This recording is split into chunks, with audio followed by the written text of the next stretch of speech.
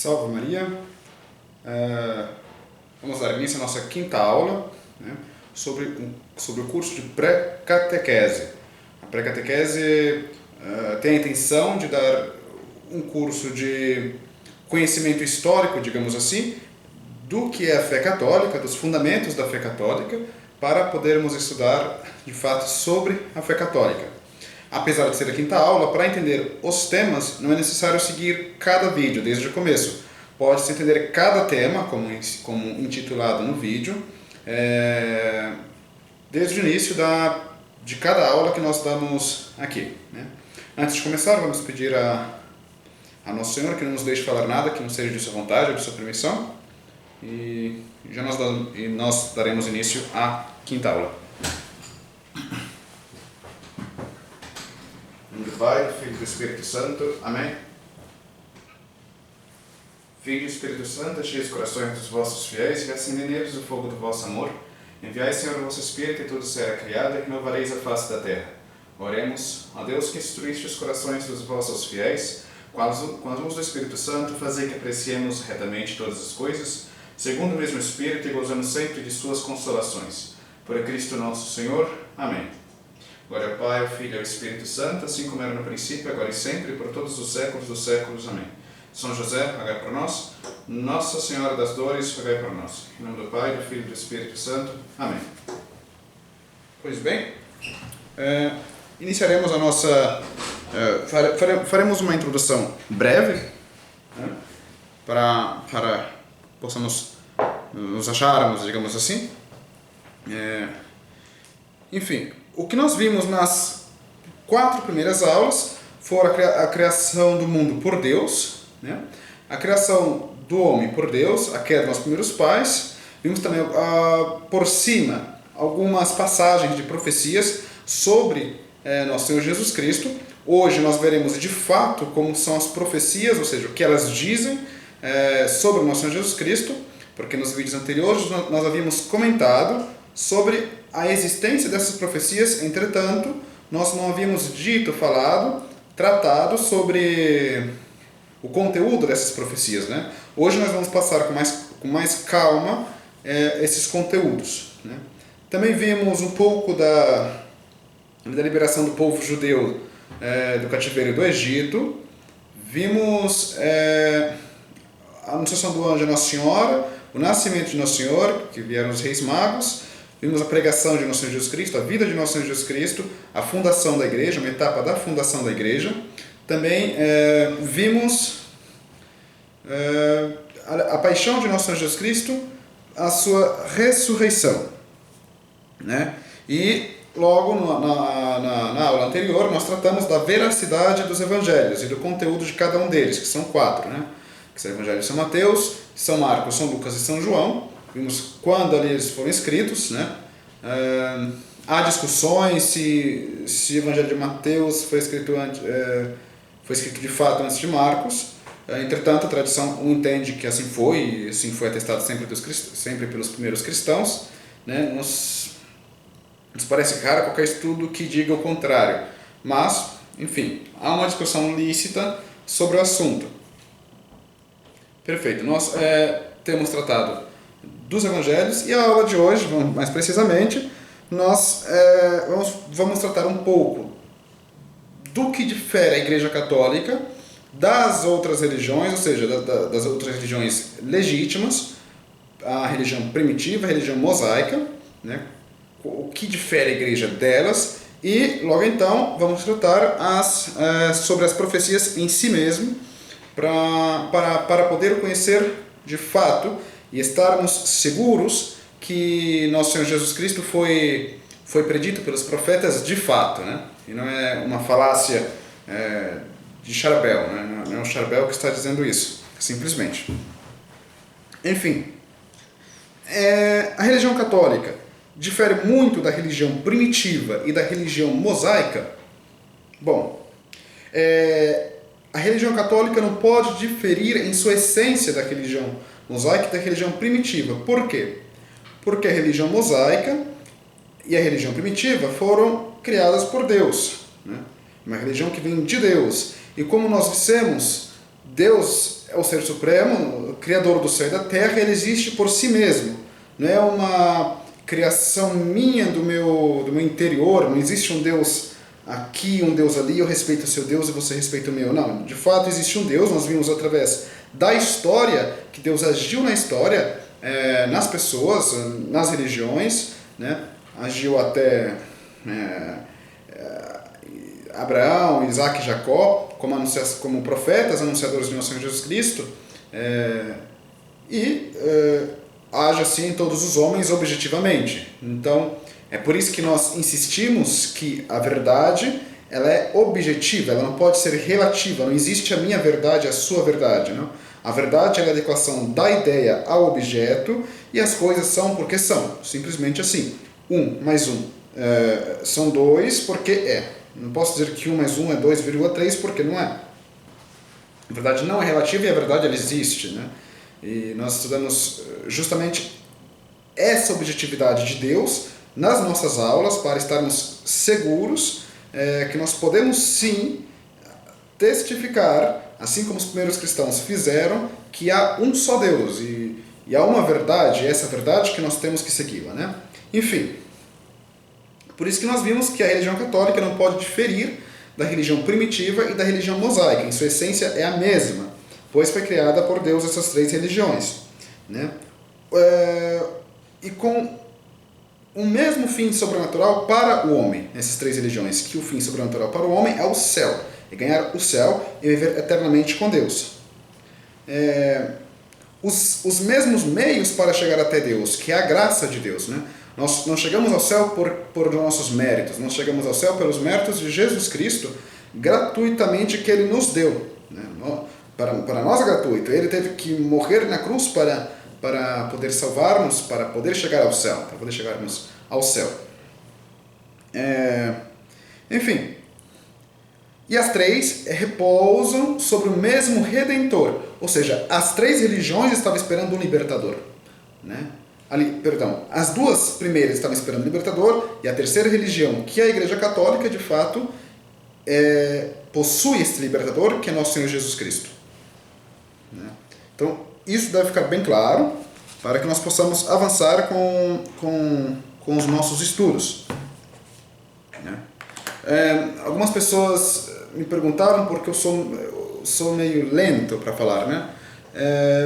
Primeiro porque trata de um estudo, não é uma aula para que eu possa me sobressair, mas de fato é uma aula com conteúdo. Então, para não passar nenhum dado equívoco, né, eu tento ir devagar para que as pessoas que veem a nossa aula possam entender. Enfim, fiz uma abreviação aqui. A salvação nunca haveria sido possível se não fosse por nosso Senhor Jesus Cristo, né? Como disse, pelos seus méritos. Porque nós sabemos que o pecado, ele ofende a Deus, e Deus é um ser eterno. Então o pecado, ele ofende a um ser eterno. O pecado tem uma ofensa eterna. E para pagar a culpa desse pecado, necessitaríamos um pagamento eterno também, né? Que só nosso Senhor Jesus Cristo poderia fazê-lo por ser Deus. Né? Espero que tenha ficado claro. Se não estiver claro, vocês podem comentar aí. Okay? A religião cristã, entretanto, ela é a mais desenvolvida das três. Né? Ela é a mais perfeita e a mais rica em graças, pois é a partir daí, temporalmente, que nós começamos a ver a graça de Deus. Né? E o que é a graça? O que nos diz o Catecismo de São Pio X sobre a graça? Né? Aqui na página 92, quem tem essa edição do Catecismo de São Pio X, que é em espanhol, Catecismo de São Pio X, o Catecismo Maior de São Pio X, da Grupo Editorial, aqui diz, né, o que é a graça? No artigo 528.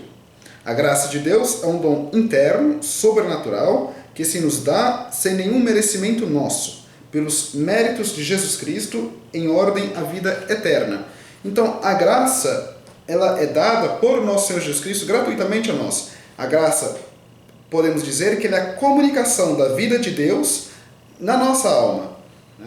E quando nós temos a graça de Deus, quando nós estamos vivendo com a graça de Deus, nós de fato sabemos que estamos fazendo a sua vontade e estamos seguros de sua presença. É por isso que o homem, o monge, digamos assim, eles sentem uma paz. Eles, de fato, é um trabalho da razão, da inteligência, mas também consequentemente algo dos, o homem sente essa paz. Por isso que nosso Senhor Jesus Cristo diz: a paz que eu vos dou não é a paz que o mundo vos dá, né? Então o homem também tem essa contemplação mesmo aqui na Terra da vida de Deus, né? O homem é feito de sentimento e de razão. Enfim, mas é isso, é a comunicação da vida de Deus na nossa alma, né? A partir daí nós podemos viver a graça de Deus.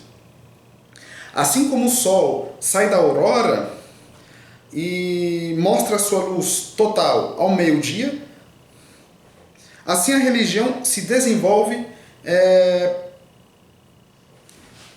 por graus, né? Assim como uma pessoa também tem o seu desenvolver na vida, né? Quando os seus graus de vida, criança, adolescente, adulto, ela tem o seu desenvolver, a religião também tem, né? Nós estamos falando sempre da religião primitiva, da religião mosaica e da religião cristã. Depois da revelação cristã, não sobra mais que a revelação do céu, a visão beatífica, né? É o que Deus espera para nós, né? Para nós homens. A revelação de Jesus Cristo é antiga e moderna ao mesmo tempo. Antiga porque reproduz todas as revelações anteriores. E ela é moderna porque complementa as revelações anteriores, né? Dá sentido às revelações anteriores.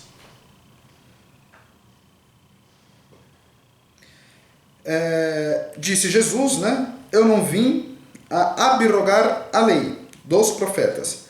Não vim a abrogar, mas a complementar. Por isso que ela dá o sentido às outras leis, às outras religiões, né? A religião primitiva e a religião mosaica. Essas três revelações são somente estados de uma mesma religião, desenvolvida por Deus no decorrer dos séculos e que recebe a perfeição através de Jesus Cristo. Não diferente do homem, como já dito, a religião também tem suas diversas idades, né? Ela tem a infância da religião, que é desde Adão até Moisés. Tem a sua adolescência, que desde Moisés até a vinda de nosso Senhor Jesus Cristo, né? E tem a sua idade perfeita, que é desde nosso Senhor Jesus Cristo até o fim do mundo. Então nós estamos na idade adulta, na idade perfeita da religião. Ela está completa, ela não precisa de um complemento mais, né? O único complemento que a religião terá, que estará em nossas almas também, é o complemento da visão beatífica, que ali estaremos na total perfeição, né, com Deus. É quando nós tenhamos atingido a idade perfeita, de fato, né? Perfeição por excelência, per se. Mas não por isso deixou de ser a mesma pessoa. Esta religião, apesar de ter essas três idades, essas três características, não deixou de ser a mesma pessoa. As três religiões têm a mesma origem, posto que todo homem tem como objetivo conhecer, amar e servir a Deus, para poder ir ao céu mediante a graça dada por Jesus Cristo, dada por nosso Senhor Jesus Cristo, né? Os dogmas, ainda que revelados com o tempo, gradualmente, já fazia parte de todas elas, né? O decálogo perceptua sempre as mesmas virtudes. Para com Deus, ele coloca algumas virtudes claras, né? Como a fé, a esperança e a caridade, né? E também a adoração. Para com o próximo, o decálogo nos coloca a justiça como virtude, a caridade também e a verdade, né? O não levantar falso testemunho. E para com um mesmo, para conosco mesmo, o decálogo impõe a humildade, a castidade, né? E o desinteresse. Então, o homem não pode ser soberbo. O culto mesmo é único, né? Pelo menos em sua essência. O culto é único. O que é o culto? É a oração, né, na religião, nas 3 religiões. A oração, o sacrifício, a santificação de um dia por semana. Antes de nosso Senhor Jesus Cristo era o sábado e depois de nosso Senhor Jesus Cristo nós guardamos o domingo em honra à sua gloriosa ressurreição. As 3 religiões repousam sobre o mesmo Redentor, né?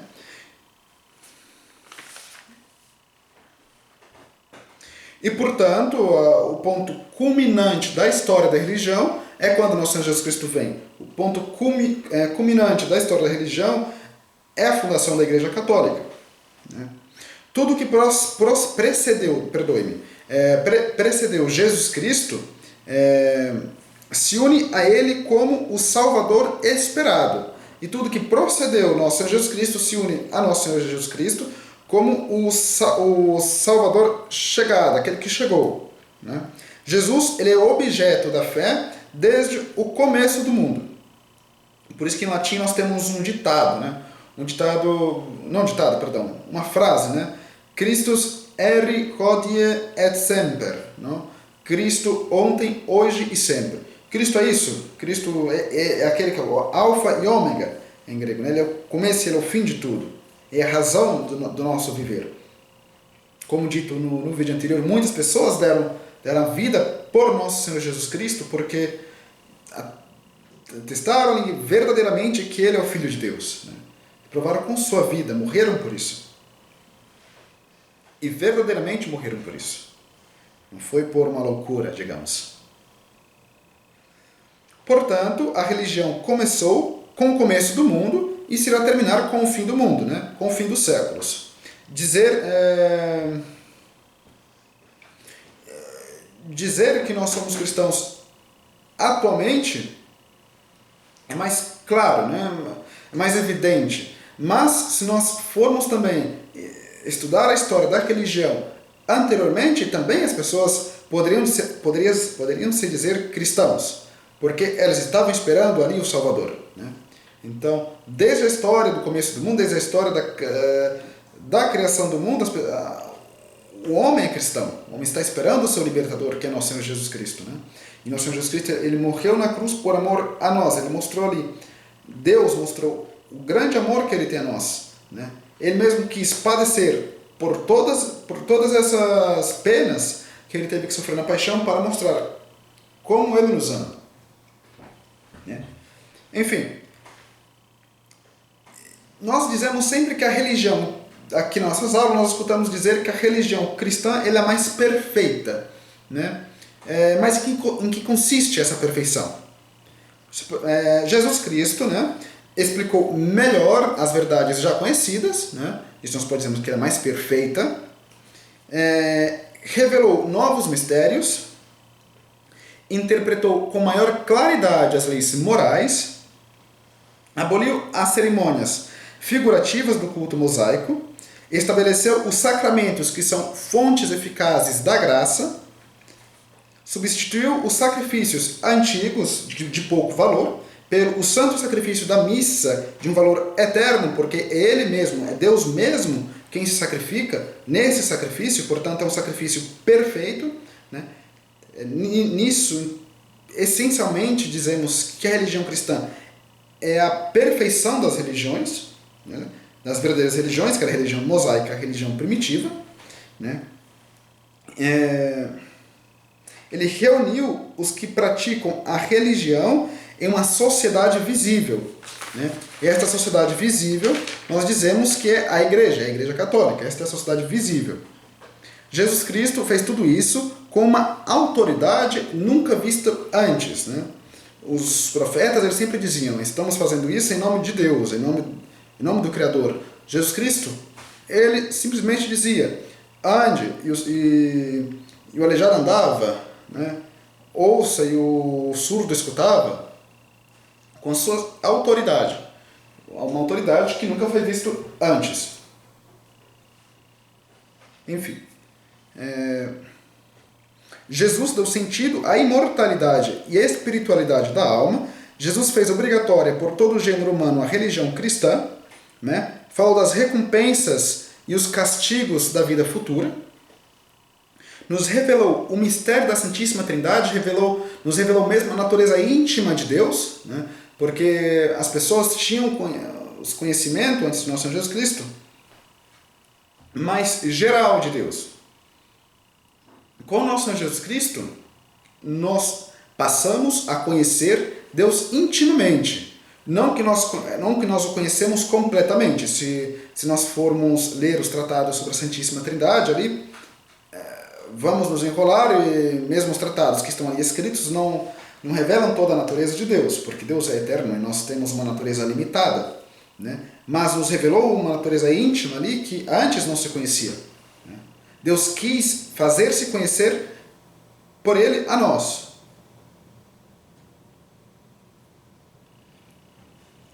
Enfim, nos revelou o mistério da Santíssima Trindade, da encarnação e da redenção, né? Como nós vimos, o amor de nosso Senhor Jesus Cristo a cada um de nós, né? Se houvesse uma só pessoa, um só dentre nós aqui, ele teria padecido as mesmas penas para mostrar o amor que ele tem por cada um de nós. Quando nosso Senhor Jesus Cristo morreu ali na cruz, ele pensou em cada um de nós exclusivamente, ali, ó, separado. Ele é Deus, né? Ele pode, ele não tem, digamos, a inteligência limitada como nós temos. Enfim, Jesus, ele também perfeccionou a moral. Em que sentido ele perfeccionou a moral?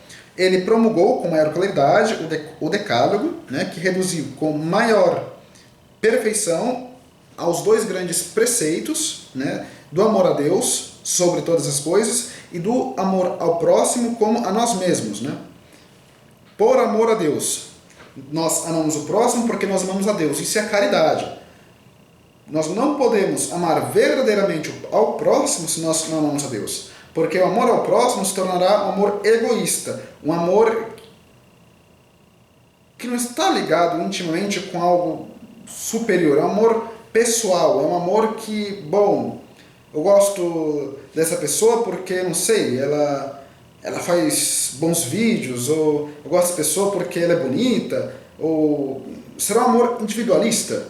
Um amor caritas, o amor da caridade, que da caridade é o amor que nós temos a pessoa por Deus. Eu faço-me amigo dessa pessoa porque quero a salvação dessa pessoa. Eu quero que ela vá para o mesmo lugar que eu quero ir, que eu pretendo ir. E que Nosso Senhor, se Deus quiser, e Deus quer, nos ajude a ir, né? Então esse amor que nós temos que ter ao próximo, o amor de salvação da alma dele, o amor pela alma dele, por causa do amor a Deus. Esta é a verdadeira amizade, né? Enfim, impôs aos homens como dever rigoroso a observar as leis de penitência e colocar em prática os meios por ele estabelecidos para conferir-lhes a graça, ou seja, o dever de receber os sacramentos que possam conservar ou restituir a nossa vida sobrenatural. Conservam e restituem a nossa vida sobrenatural, né? Nos mostrou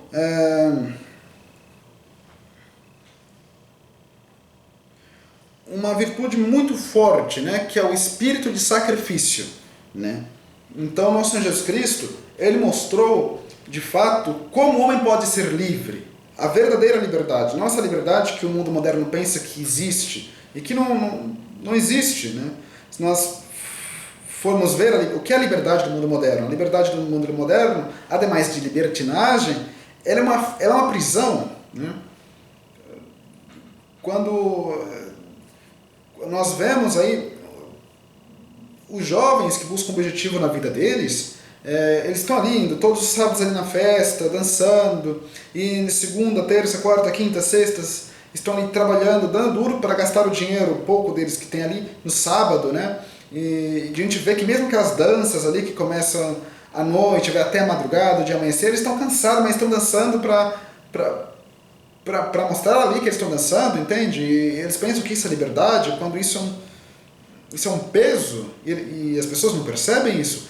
A liberdade que o nosso Senhor Jesus Cristo nos dá é uma liberdade distinta, é uma liberdade de fato.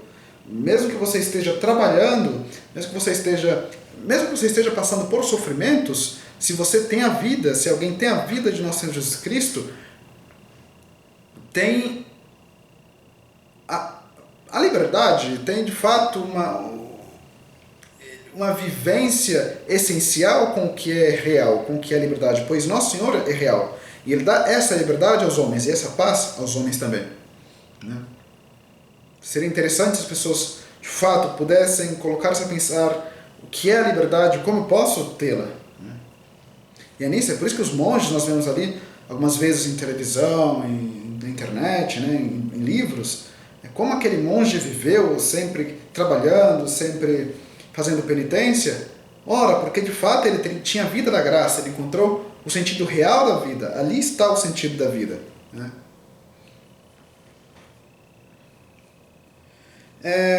Nos mostrou, por isso que nosso Senhor Jesus Cristo disse, né?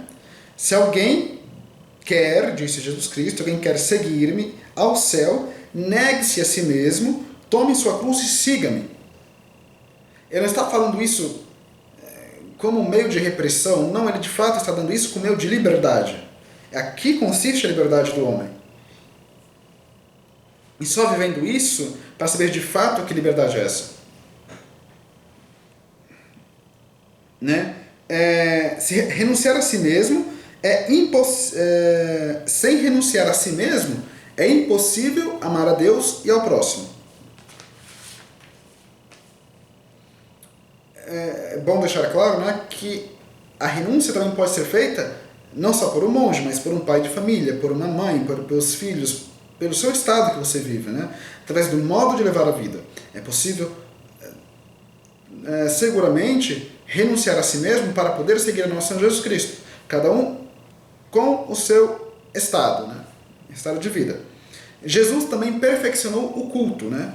Substituiu os ritos simbólicos por signos eficazes, né? Os sacramentos que obram por si mesmos e conferem a graça a todos os cristãos dispostos. Né? Temos a Santa Missa. A missa ela é o culto perfeito a Deus, né? Ela como nós dissemos anteriormente, é o sacrifício eterno dado por Ele mesmo, por amor a nós.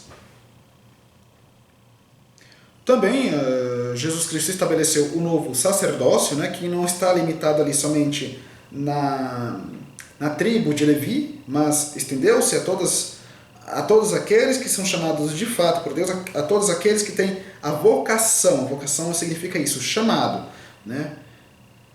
Em outro vídeo, talvez, nós podemos fazer uma reflexão, digamos assim, sobre o que é a vocação. Mas, de fato, a vocação é um chamado seguro que Deus dá ao homem para segui-lo. Né?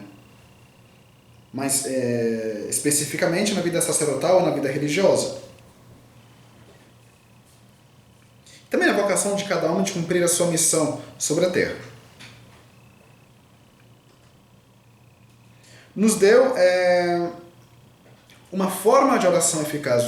Ele nos mostrou que de fato nós deveríamos pedir através do Padre Nosso, né? E também Nosso Senhor ordenou o batismo a todas as pessoas. O batismo ele é necessário para que alguém possa ir ao céu. Sem o batismo não se pode chegar ao céu, pois através do batismo nós recebemos a graça da redenção de Nosso Senhor Jesus Cristo. E aqui insisto que há uma outra espécie de batismo, que é o batismo de desejo, o batismo de sangue. Também, né? Que há pessoas que negam isso, né? Que são os feneístas, mas enfim, isso também será tema para um outro vídeo para tratar especificamente de cada ponto estrito da doutrina de Nosso Senhor Jesus Cristo. E que coisas compreende a religião cristã? Né? Quais são essas coisas que compreende a religião cristã? Enfim, compreende as verdades que devemos crer, os deveres que devemos praticar, os meios para louvar a Deus e nos santificar. As verdades que devemos crer estão no símbolo dos apóstolos, no credo. Né? E o que devemos praticar está no decálogo, nos 10 mandamentos. E o meio de santificação estão nos sacramentos. Também nós veremos no decorrer de nossas aulas. E qual é a crença dos cristãos? Nós, os cristãos, cremos que o Criador ha redimido a humanidade por causa do pecado do primeiro homem e, consequentemente, de todos os outros pecados. Cremos que, para isso, enviou o Messias à Terra. Cremos que que esse Redentor é o Filho de Deus e a segunda pessoa da Santíssima Trindade. Cremos que através da graça participamos da vida divina e somos feitos filhos adotivos de Deus e herdeiros do céu. Né? Porque de Deus nós somos criaturas, nós nos tornamos filhos de Deus por adoção dele, porque ele quis nos adotar. Cremos que Jesus Cristo instituiu uma sociedade religiosa, que é a Igreja Católica Apostólica Romana, né, para mostrar a salvação aos homens que professem suas doutrinas, né, obedecem suas leis e recebem os seus sacramentos. Cremos que dentre todas as sociedades que pretendem ser a Igreja de Cristo, a Igreja Católica Apostólica Romana, é a única verdadeira igreja por ele fundada. Quando disse ali a Pedro, tu és Pedro, e sobre esta pedra edificarei a minha igreja, as portas do inferno não prevalecerão sobre ela. Tudo que tu ligares na terra será ligado nos céus, e tudo que tu desligares na terra será desligado nos céus. Antes disso ele disse, eu te darei a chave do reino dos céus, né, para passar de fato essa autoridade aos outros sucessores, aos seus sucessores de São Pedro. Nós sabemos que a Igreja Católica é a única que vem desde o tempo de nosso Senhor Jesus Cristo. Ali com Constantino foi reconhecida pelo Estado, mas antes disso já existia, como nós vimos nas aulas anteriores, né? Através dos escritos dos pais apostólicos, dos padres apostólicos. Enfim. E nós cremos que Jesus Cristo estabeleceu na Igreja Católica uma autoridade infalível, né? Um tribunal supremo que tem de missão propagar e praticar a religião cristã. Essa autoridade é exercida pelo soberano pontífice, o Papa, que é sucessor de São Pedro, e pelo corpo dos bispos unidos ao Papa. Né? Quando de fato temos um Papa legítimo que quer o bem da Igreja. Sabemos por sinais certos e infalíveis que a religião cristã é divina. Né? Primeiro nós sabemos através dos milagres de Jesus, nós dissemos em vídeos anteriores que os milagres testificam a veracidade de uma religião. O cumprimento das antigas profecias na pessoa de Jesus Cristo, né? O milagre, os milagres estupendos obrados por nosso Senhor Jesus Cristo, o milagre de sua ressurreição, a profecia feita por Jesus Cristo e perfeitamente cumpridas, o estabelecimento milagroso da religião cristã, porque nós sabemos que ali nos primeiros no nascimento da religião cristã, era o que? Eram 12 pessoas simples que estavam propagando a religião, né? Com o nosso Senhor Jesus Cristo. E ali, nos primeiros séculos, vemos, através da história, que os cristãos eram colocados para que os leões os comessem, eram sacrificados pelos imperadores, pelas autoridades, eram perseguidos por todas as pessoas, e mesmo assim a religião cristã continuou vivendo, sobrevivendo e aumentando em número, né? Milagrosamente, mesmo com toda a perseguição. Depois também nós vamos espero falar sobre as perseguições e os martírios, né? Que é muito inspirador para nós cristãos. Bom, a constância e o número de seus mártires, como tinham dito, os frutos admiráveis produzidos pela Igreja, né, como as universidades, os santos, enfim, há muitos frutos dados pela Igreja, as obras de caridade, que nós vemos que até hoje a Igreja Católica é a instituição maior de caridade, né, que existe no mundo. A excelência divina da doutrina de Cristo. Enfim, eu disse em um outro vídeo que para testificar se uma religião, para comprovar se uma religião é verdadeira, nós de fato necessitamos dos milagres, das profecias, né? Então, enfim, nós falamos dos milagres, que Jesus Cristo de fato conseguiu ali curar os doentes, por exemplo, e também vamos falar agora, mais especificamente ao tema do vídeo, das profecias, né? Nós vamos ver com detalhes as profecias. Bom, Jesus Cristo é de fato o Messias, né? Sim, Jesus Cristo é verdadeiramente o Messias, o Emanuel predito pelos profetas. E é aqui que nós vamos ver as profecias. Ele realizou, cumpriu todas as profecias do Antigo Testamento em sua chegada e em diversas circunstâncias de sua vida. Lembrem-se que nos outros vídeos eu mencionei que a Bíblia é um livro feito em seu desenvolver, não? por tempo. Temos o Antigo Testamento, que é feito antes da vida de nosso Senhor Jesus Cristo, e temos o Novo Testamento, que é feito a partir da vinda de nosso Senhor Jesus Cristo. O Antigo Testamento, nós temos profecias de 4, 5, 6 séculos antes da chegada de nosso Senhor Jesus Cristo, mostrando ali os detalhes, como seria a vida de nosso Senhor Jesus Cristo, né? Então, é nisso que nós vamos basear as profecias, né? Dizer por que de fato elas são verdadeiras, né? E se cumprem na vida de nosso Senhor Jesus Cristo. E vamos ver se isso corresponde à verdade. Então, aqui, entramos especificamente no nosso tema, as profecias inerentes ao Messias, né? Deus promete um Salvador a nossos primeiros pais. E essa tradição foi repassada em geração na religião primitiva, né? Deus renova essa promessa aos patriarcas Abraão, Isaque e Jacó, que Deus também disse que vinha desde a tribo de Judá, né? como anunciado que ia ser descendente de Davi, né?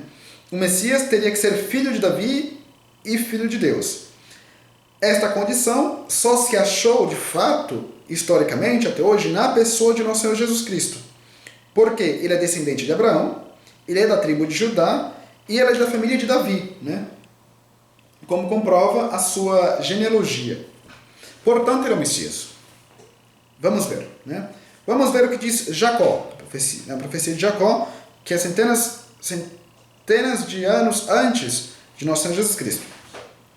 Esse patriarca, no momento da morte anunciada, disse a Judá, né, de sua morte: o cetro não sairá de Judá, nem o chefe de sua raça, até que venha aquele que deve ser enviado, e que será a expectação de todas as nações. Isso foi o que disse Jacó. Vamos entender essa profecia.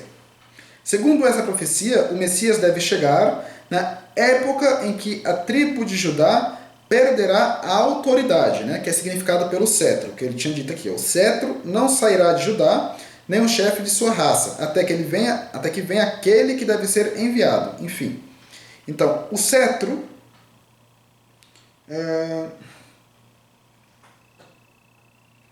significa autoridade, né? Que é a perda da autoridade. Quando Jesus chegou, a autoridade judia, né, a autoridade se havia passado às mãos de Herodes, que era representante dos romanos. Os próprios judeus deixaram testemunhado a perda de sua autoridade nacional quando disseram a Pilatos ali, né, não temos direito para condenar à morte. Por isso que eles pediram ali permissão a Pilatos. Então eles tinham perdido a autoridade que Jacó já tinha predito que eles iam perder na vida de Nosso Senhor. Portanto, é certeza que Jesus Cristo veio no tempo designado por Jacó. Agora vamos ver a profecia de Daniel. Profecias são essas. Agora a profecia de Daniel. O tempo, diz Daniel, né? O tempo ha sido reduzido a 70 semanas. Essa profecia é muito interessante. O tempo ha sido reduzido a 70 semanas para seu povo e para sua santa cidade, depois do qual será abolido a iniquidade e o pecado terá fim. A iniquidade será apagada e dará lugar à justiça eterna. As visões e as profecias terão seu cumprimento. O Santo dos Santos receberá a unção. Grave bem em seu espírito, desde a ordem em que se dá para reedificar Jerusalém até o Cristo, chefe do povo. Haverá 7 semanas e 62 semanas. Os muros e edifícios públicos serão levantados, apesar de muita dificuldade. Depois de 62 semanas, o Cristo será condenado à morte. E o povo que haverá renegado dele haverá de deixar de ser o seu povo, né? Outro povo virá com o seu chefe, que destruirá a cidade e o seu templo. Esta ruína será o fim de Jerusalém. O fim da guerra consumará o fim da desolação anunciada. Em uma semana, a que fica, o Cristo selará sua aliança com muitos. A metade da semana, as vítimas e os sacrifícios serão abolidos. A abominação da desolação reinará no templo e a desolação não terá fim. Essa é a profecia de Daniel. Agora vamos entender aqui o que ele quis dizer. Segundo esta série de profecia, o objeto da vinda do Messias é a remissão dos pecados e o reinado eterno da justiça. Perdão?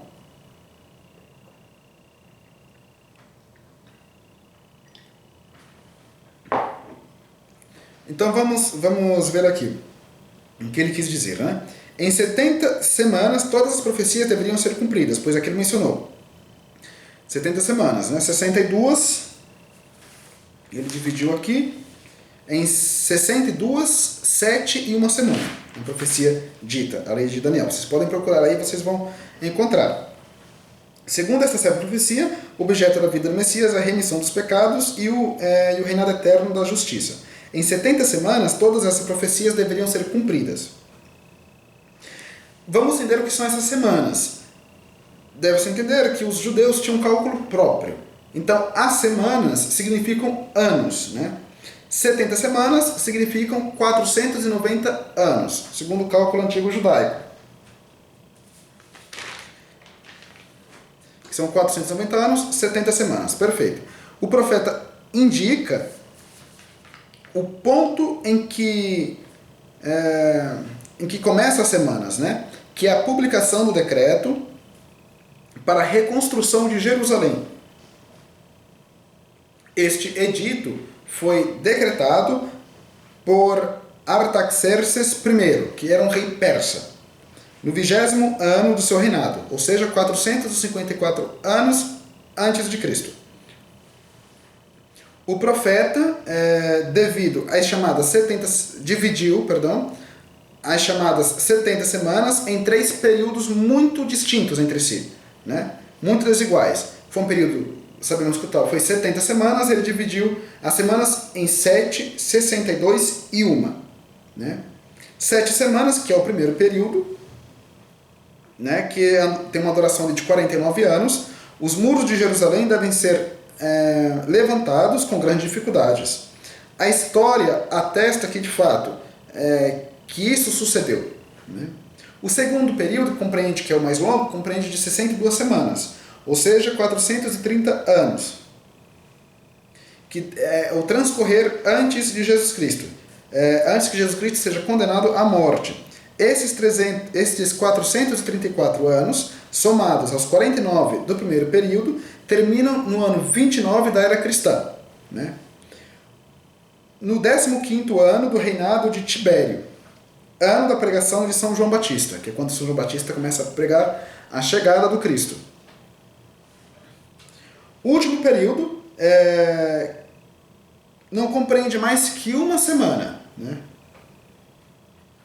Durante a qual o Messias deve estabelecer sua lei e confirmar sua aliança, quando os sacrifícios seriam abolidos e o povo estrangeiro tomaria Israel, né?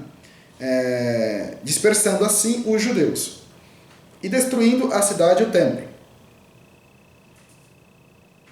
Então, esse período nós sabemos que foi o período em que nosso Senhor Jesus Cristo começou ali o seu ministério. Ele, de fato, começou o seu ministério e foi sacrificado. Foi sua morte. Foi a metade do período, né? No ano 70, o exército de Tito reduziu Jerusalém e o templo a ruínas. E estava previsto pelas profecias que isso ia acontecer, que era esta uma semana. Né? Então,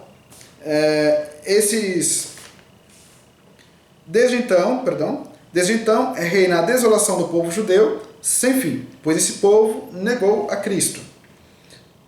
A profecia, portanto, de Daniel, ela teve cumprimento ali na pessoa de Jesus Cristo, né? De fato, foi ali em Jesus Cristo que se cumpriu, uma discussão. Logo, nosso Senhor Jesus Cristo, ele é o Santo dos Santos anunciado pelos profetas. Essa é uma profecia incrível, porque ela se realizou exatamente ali como está dizendo. Vamos ver a profecia de Ageu e de Malaquias, né? Do regresso da catividade de Babilônia, os anciãos de Israel, que haviam visto a grandeza de Salomão, juravam contemplar o novo templo construído por Neemias. Ageu, para consolá-los, anuncia que o desejado das nações viria ao novo templo e os completaria de glória. Malaquias predisse que o Messias terá seu templo tão pronto quanto o seu precursor lhe haja preparado o caminho, referindo-se claramente a São João Batista. Pois bem, Jesus foi a única pessoa insigne, a única pessoa importante que visitou o Templo de Jerusalém nesse período, né? Nenhum outro personagem eminente visitou o templo, ou seja, que poderia se referir como Messias visitou o templo, a não ser Jesus Cristo. E o templo já foi destruído. E o Messias deveria visitar o templo, deveria ir no templo. Por isso que atualmente Deus quer fazer o terceiro templo ali, para dizer, no terceiro templo o Messias vai visitar aqui o templo, mas enfim, nós sabemos muito bem, pelos tempos ali, dito pelo profeta Daniel, a qual templo se referia. Enfim, João Batista foi seu precursor e apresentou o nosso Senhor Jesus Cristo dizendo a seu povo, eis aqui o Cordeiro de Deus, eis aquele que tira o pecado do mundo, né? Nele foi realizada a profecia de Ageu e de Malaquias. Então, essas profecias de Ageu, Malaquias, Daniel e Jacó são as que colocam em maior desespero aos judeus, que não reconhecem nosso Senhor Jesus Cristo como enviado por Deus. Os judeus, no Talmud é como se fosse o código de direito canônico da religião judaica, né? Eles afirmam, né?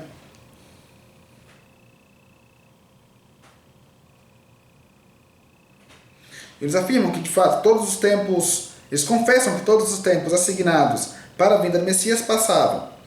Por isso, desesperados ali os judeus, eles pronunciam esta maldição, né? Maldito seja os que calculam o tempo do Messias, pobres cegos. Pobres cegos, os que não veem claramente ali o que está escrito, né? Não sei, infelizmente nós com a tendência ao mal, digamos, uma tendência que nós temos, por causa da nossa natureza caída, os homens deixam de procurar o que é de fato a verdade para, por causa do seu orgulho, procurar aquilo que satisfaz a sua razão, né? Para dizer, olha, nós temos razão, e é isso que importa, só isso importa, né? Infelizmente os judeus estão nesse erro até hoje, até nos dias atuais.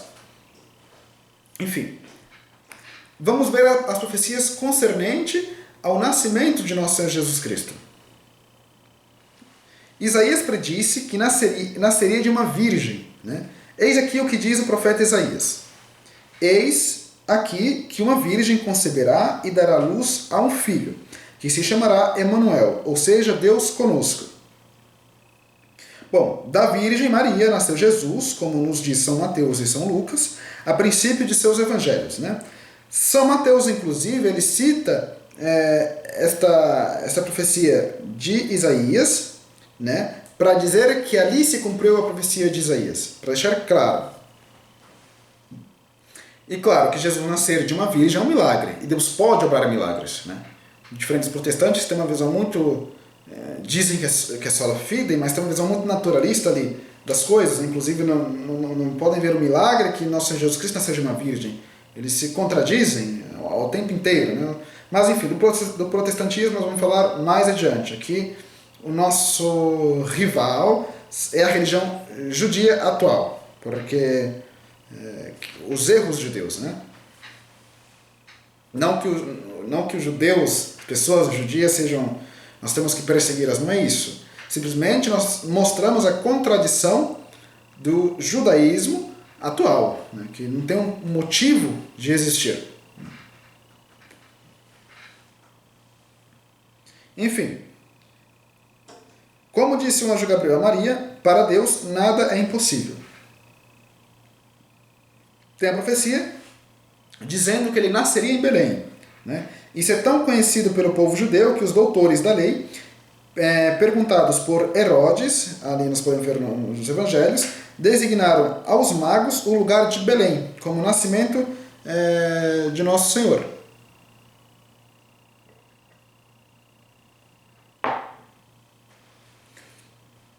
E em Belém nasceu Jesus. Balaão havia dito: uma estrela irá sair de Jacó, uma renovação se levantará de Israel. Essa profecia é o que leva os magos até Jerusalém. Os magos, conduzidos por uma estrela milagrosa, vieram adorar Jesus na manjedoura, ali na cidade de Belém. Né? E como seriam as características do Messias? O que os profetas falam das características dele? Como aqui são mais citações, eu estou indo devagar para que vocês possam, de fato, compreender as profecias e que possamos, de fato, citá-las, né? Vocês verem que não era uma coisa inventada da cabeça dos apologetas cristãos. Enfim, assim descreveu Isaías: um menino nasceu, um filho nos tem sido dado, levará sobre seus ombros o sinal de seu principado. Será chamado o Admirável, o Conselheiro, o Deus Forte, o Pai do século futuro, o Príncipe da Paz. Seu império se estenderá cada vez mais, e a paz que estabelecerá não terá fim. Ocupará o trono de Davi, e seu reinado durará para sempre. Por outra parte, o arcanjo Gabriel anuncia nesses términos o nascimento de Jesus Cristo. Não temas, Maria, não temais, Maria. Conceberás e darás à luz a um filho, e lhe chamarás Jesus. Ele será grande e será chamado o Filho do Altíssimo, assim como havia dito Isaías. Deus lhe dará o trono de Davi, seu pai, e reinará na casa de Jacó para sempre, e seu reino não terá fim. Do mesmo modo que tinha dito Isaías muitos séculos antes, o anjo Gabriel, na Anunciação, também se referiu ao Messias com as mesmas palavras. A comparação desses dois textos mostra claramente que o menino Jesus que fala Gabriel é o mesmo que fala Isaías. Só Jesus Cristo possui os caracteres preditos pelos profetas. Né? Ele é o menino que Deus nos deu. Ele leva sobre os ombros a cruz, como havia dito ali Isaías. Né? Seu império se estenderá cada vez mais, e a paz que estabelecerá não terá fim. Ocupará o trono de Davi, e seu reinado durará para sempre. E antes ele havia dito: o menino nasceu, um filho nos tem sido dado. Levará sobre os seus ombros o sinal do seu principado. E o sinal do principado de nosso Senhor Jesus Cristo é a cruz. Através da cruz, nós temos podido comprovar de fato ali que se tratava do Messias, né? Como havia predito o profeta Isaías.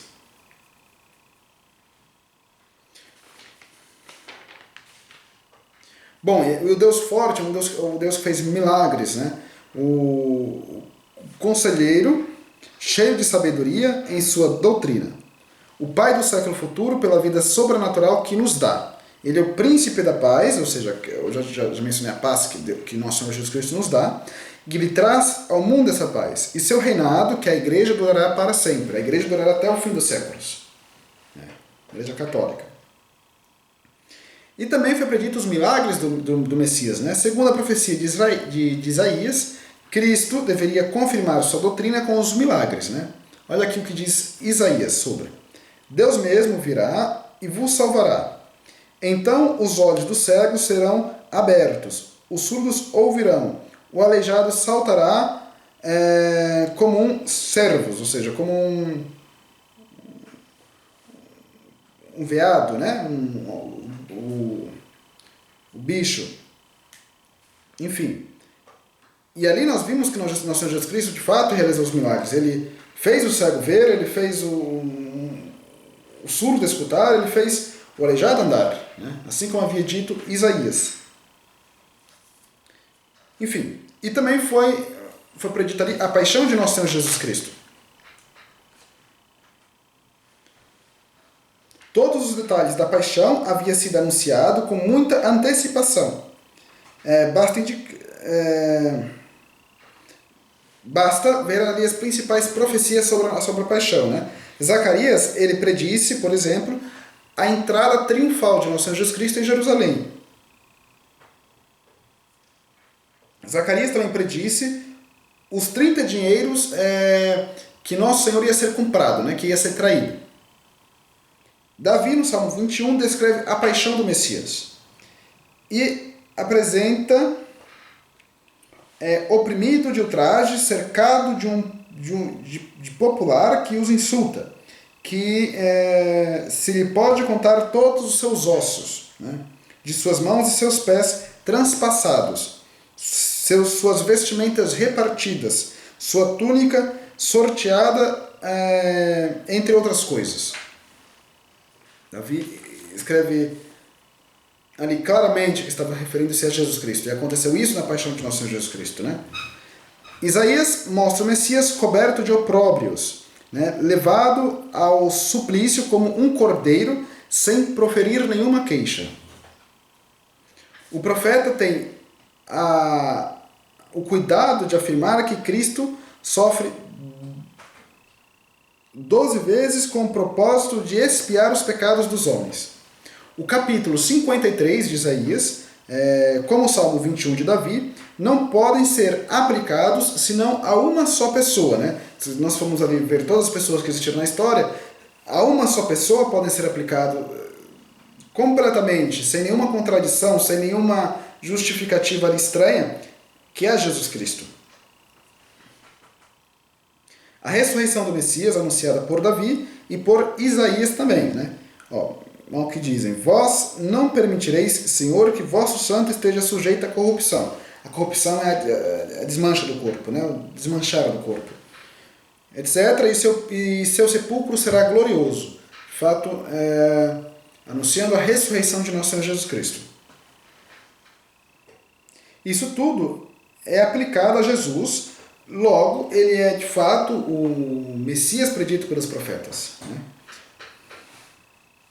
E somente em Jesus todas essas profecias foram realizadas. Por isso, os padres e doutores da igreja sempre apresentaram todos esses documentos como prova da ação direta de Deus no mundo. Deus agiu diretamente ali, objetivamente no mundo, né? Enfim, eu vou ler aqui um trecho rapidamente, né, para vocês que falava Monsenhor Frepel, né? Depois de ter recordado as profecias de São Justino, nós temos falado de São Justino na aula anterior, né, havia recitado ao judeu Trifon. Depois de ter recordado as profecias que São Justino havia recitado ao judeu Trifon, Monsenhor Frepel narra dessa maneira aqui, né? Contra os judeus, esse argumento assim diz Monsenhor Frepel, contra os judeus, esse argumento é abrumador e não é menos decisivo contra os racionalistas. É impossível negar que Israel esperava o Messias, rei, pontífice e profeta. Seus livros sagrados mostravam todas as características desse libertador prometido, e por outra parte, só Jesus Cristo de Nazaré realizou o tipo messiânico descrito no Antigo Testamento. Querer explicar esse fato por uma coincidência completamente casual é imitar aqueles que atribuem à casualidade a formação do mundo, né?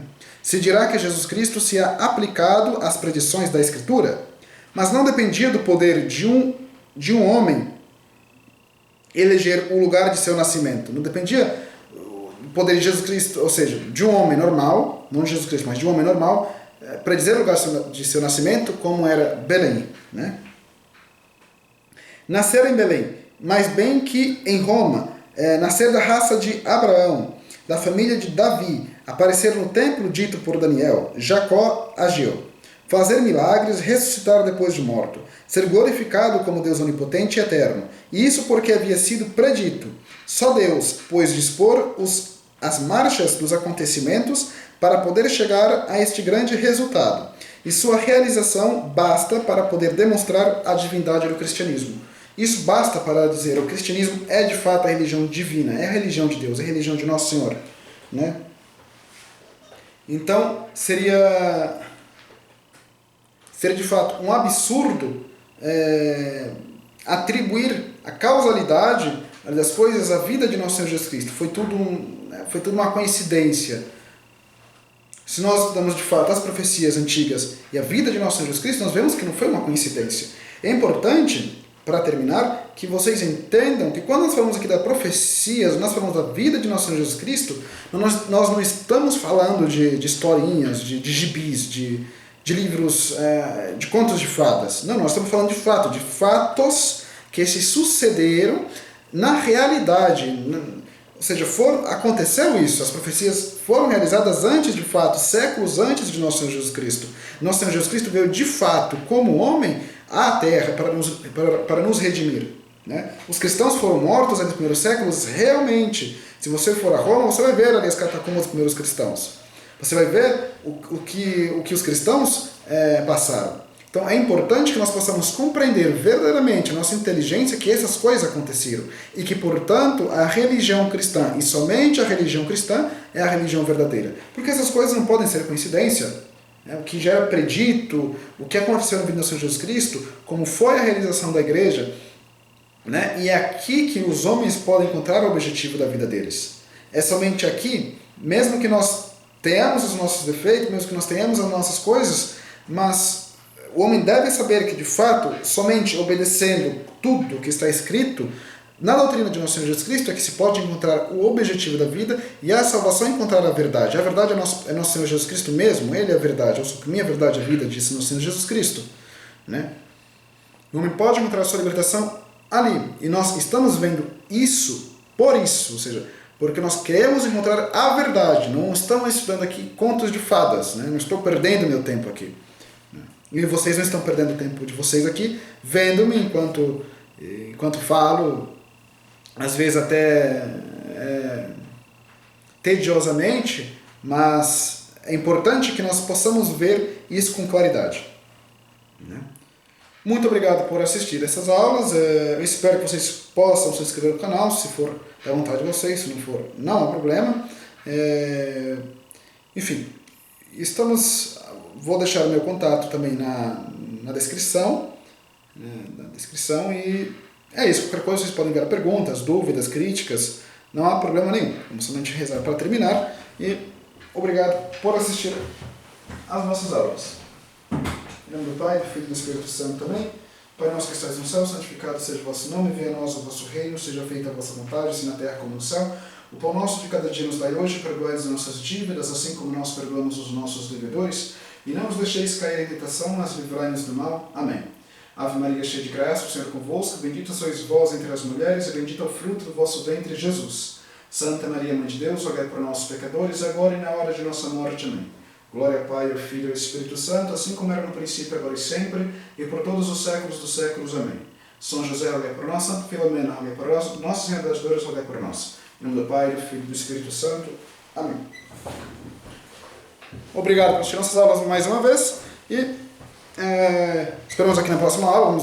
Vou tentar colocar pelo menos todos os domingos ou sábados aqui, uma vez por semana, nossas aulas, depois fazer vídeos mais curtos sobre temas específicos, né? Mas é isso. Muito obrigado por assistir nossas aulas e salve Maria. Até mais.